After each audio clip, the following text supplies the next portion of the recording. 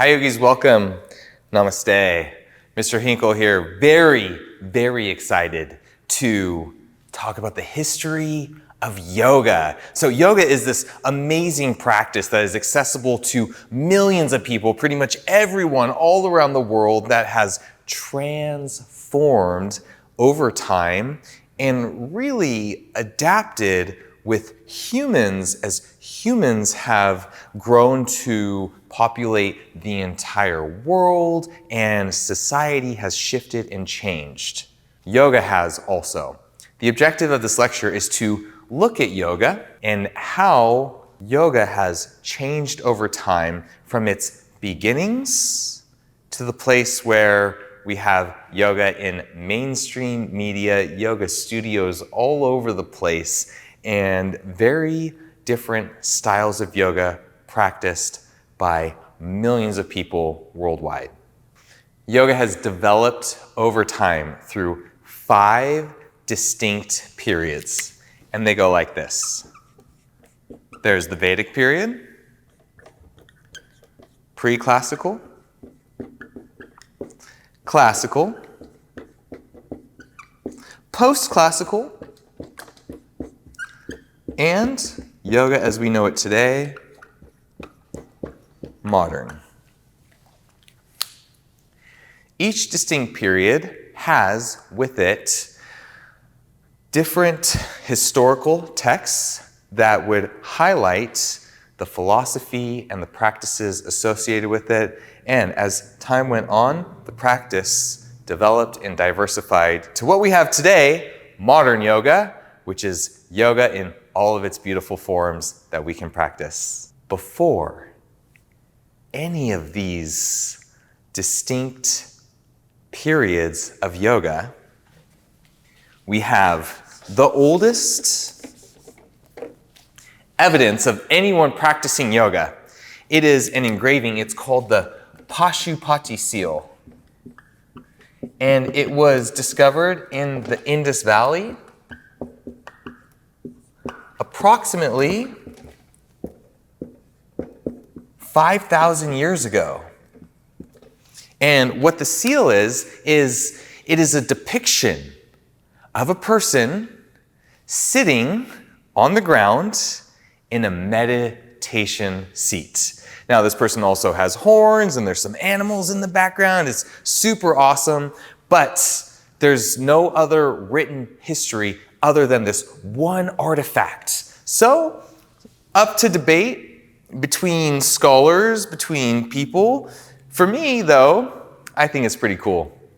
You have this piece of art that shows a person in a meditation posture.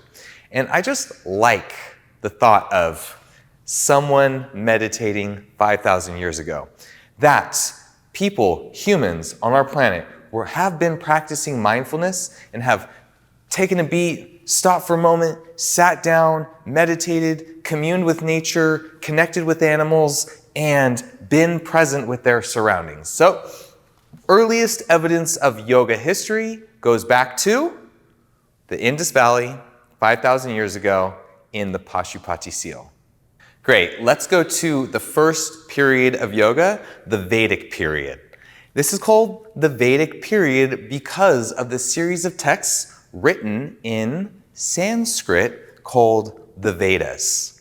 Now, these started to appear around 1500 to 500 before the Common Era, so that's about 3,500 to 2,500 years ago, long time ago. And the Vedas were writings that describe a series of rituals and prayers. So it's a spiritual tradition about getting to know the surroundings, about getting in contact with the universe. And this is the very first time, this is kind of the key moment here, the very first time the word yoga ever appears, ever written down in any language, is within this document called the Rig Veda. The Vedas then led to the Upanishads, These are available, translated, if you want to get into them and read them. This is kind of like the historical documents, the foundations of what led us to today. But what's important to know here is that in the Vedic period, there are no yoga postures at all. It looks very different than the yoga that we know today. When we go back and we look at when is the first written documentation of yoga, well, it occurs in the Vedic period in the Rig Veda. It comes back up again throughout the Vedas in the Upanishads as ways to practice spirituality through rites, rituals, and prayer.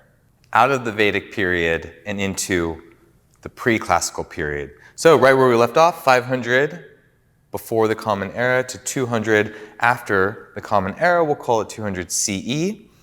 We have the practice of yoga moving from rites and prayers and rituals of seeking spiritual divinity into a process of self-inquiry, liberation, and transformation.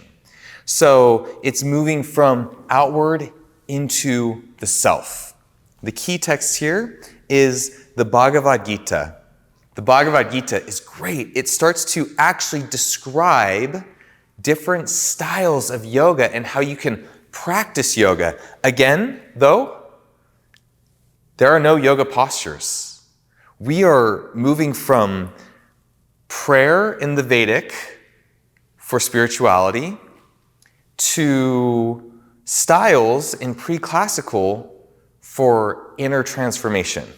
These styles are Bhakti yoga, the yoga of devotion, Karma yoga, the yoga of action, and Jnana yoga, the yoga of wisdom. A really great lesson, teaching, that comes out of the Bhagavad Gita is this idea of Dharma.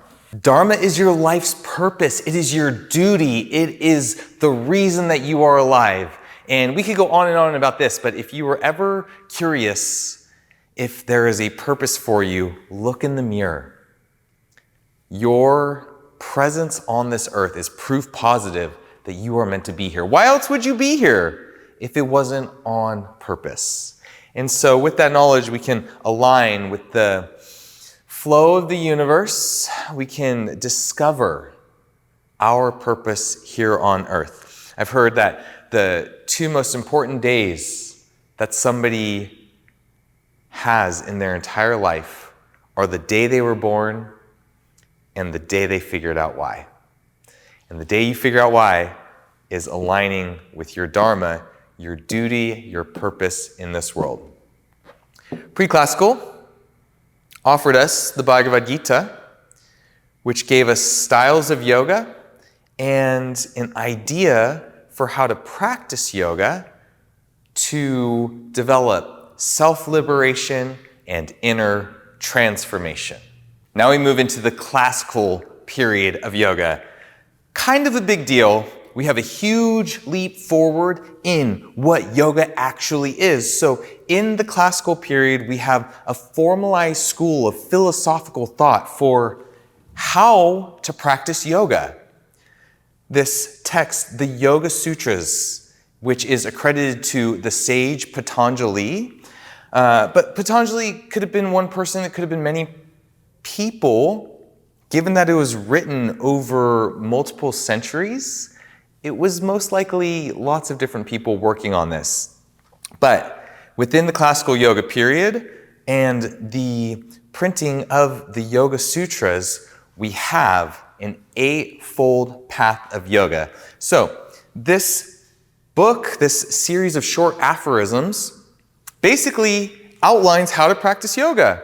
Yoga Sutra 1.1, yoga happens in the now. Atha Yoga Nusasanam. If you can do that, you're good. You don't need to keep reading, you've got it. If you can't, keep reading. And it goes through its 4 different sections with many different sutras, further outlining how to practice yoga. Within this, because this isn't a lecture on the Yoga Sutras, which would be fun, we'll do it again another time. Within this, the Eightfold Path of Yoga is described. You have the yamas and the niyamas, which are restraints and controls, basically a code of conduct and ethics to live by.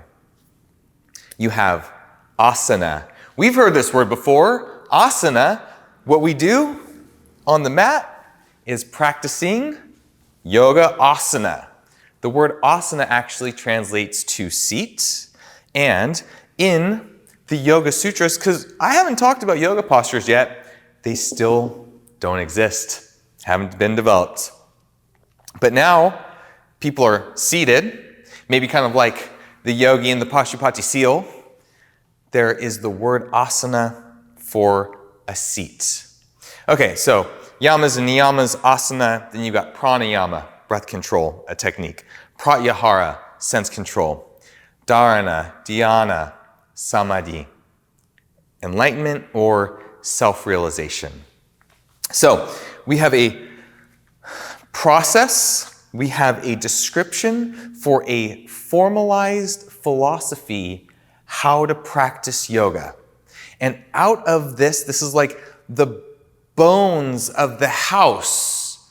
We can now really start to build on and add on the layers that eventually get us to today, to our modern yoga. But we have one more key step to get there, and that lies in the post-classical yogic period.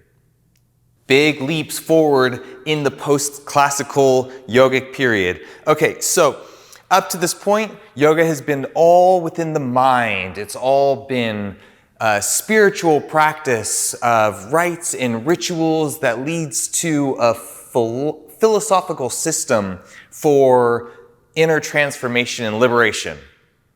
But it's all in the mind. Now we get two new philosophies, Hatha Yoga and Tantra Yoga, that start to develop, that expand the philosophy beyond the mind and bring in the body. So the body becomes a divine component of spirituality, and the body can be utilized to practice yoga through yoga postures. Okay, we're there. The Hatha Yoga Pradipika is a document that introduces 15 yoga poses. And this is the first time yoga poses have ever been written down. Somewhere in this period from 500 to the 1700s, the Pradipika is in about the 15th century. So people were taking these philosophical thoughts and applying them into a movement practice, looking at the body and the mind and how they are connected. If we go back to the meaning, the definition of the word yoga, yoga means to yoke, to unite. It means union. When we go to the Vedas and the pre-classical, it is union with yourself and the universe, with the small self and the big self, with your experience, with the cosmic powers that be. And over time, it becomes a union of your mind and body. Now, this text are the original yoga postures. Okay, let's think about that. So for about 500 years, there has been recorded yoga postures. Through the end of the 1700s, this is where we started to see a significant shift into what looks more like the yoga that we see today. But during this period, the post-classical, we are still nowhere near our modern yoga practice. In fact, our modern yoga practice has accelerated rapidly within the next 100 years. It's really exciting. Let's get into modern yoga now. We have arrived to modern yoga, but there are still some key steps involved to get to where we are today in this current state of yoga that we all get to experience. So modern yoga is the 1800s through now, and it started with Vivekananda offering, educating to the world order of religions this convention in 1893, the practice of yoga. So yoga went from the East and was now offered globally. So we have a globalization of this practice that has existed primarily in India, in Asia, and surrounding, being distributed to the entire world. Krishnamacharya. Now, Krishnamacharya is probably who we have to thank for what we do. So right now we're doing crow pose and dancer pose and headstands and all these different yoga postures. And this is thanks to Krishnamacharya. In the early 1900s, Krishnamacharya was practicing and teaching yoga in India that overlapped with this period of physical movement from the YMCA. So the YMCA came in and they brought this gymnastics approach, and Krishnamacharya saw the gymnastics from the YMCA and incorporated it into yoga. Yoga already having yoga postures, being a mind and body practice, now it becomes a very physical practice. He developed the headstand. He developed a whole series of different yoga postures, and two of his students went on to really expose the West to yoga. K. Pattabhi Jois, who created Ashtanga Yoga, went out into the world and offered this new style of Ashtanga, which became wildly popular in modern day. And BKS Iyengar, who went on to write a series of books, lived to 100 years old, really influential yogi who created Iyengar Yoga after his namesake. We also have Paramhansa Yogananda, who developed the Self-Realization Fellowship, which is a school that developed institutes all over the West. He taught yoga to millions. So Yogananda was very, very important in the 40s and the 50s for really bringing yoga to Western culture. And then we have Indra Devi, who was the first female yoga teacher in the West. All of these happening in the 1900s. So modern yoga starts with the globalization from Vivekananda, with this gymnastics influence from Krishnamacharya, with the Western education from Yogananda, and then Indra Devi, who's bringing in this female aspect, because previous to this, it's a very male-oriented practice. Now, let's go to today. How do we get from this, the Eastern input, into our Western yoga practice? Good question. So, yoga today is available to anyone who wants to practice yoga. You can look up yoga online, you can go to a yoga studio, there are yoga teachers, you can become a yoga teacher by attending a yoga teacher training. And this really came about since the 1980s, where in the 80s, you have this first wave of modern Western yoga teachers, not saying they were the first people ever who were teaching yoga from the West, but you have the establishment of yoga studios and this first generation of yoga teachers.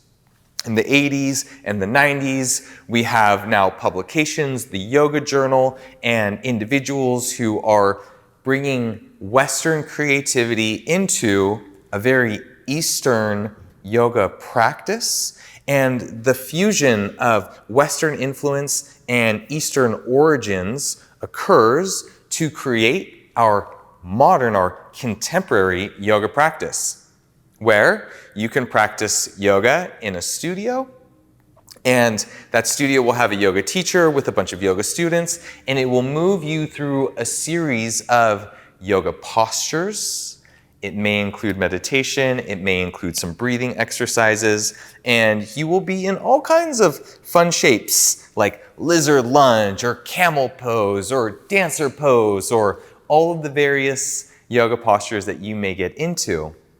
But all of the yoga that you're practicing today, it stems from truly Krishnamacharya, who fused movement and gymnastics into this developing mind-body yoga practice that was then brought to the West, then accepted in the West. Yoga, as we know it today, in the West, is steeped in tradition, in yoga's origins, as a spiritual practice based of rites and rituals and prayers that then, over thousands of years, has developed to include not just prayers, not just the external world, but also the internal world, self-transformation and liberation.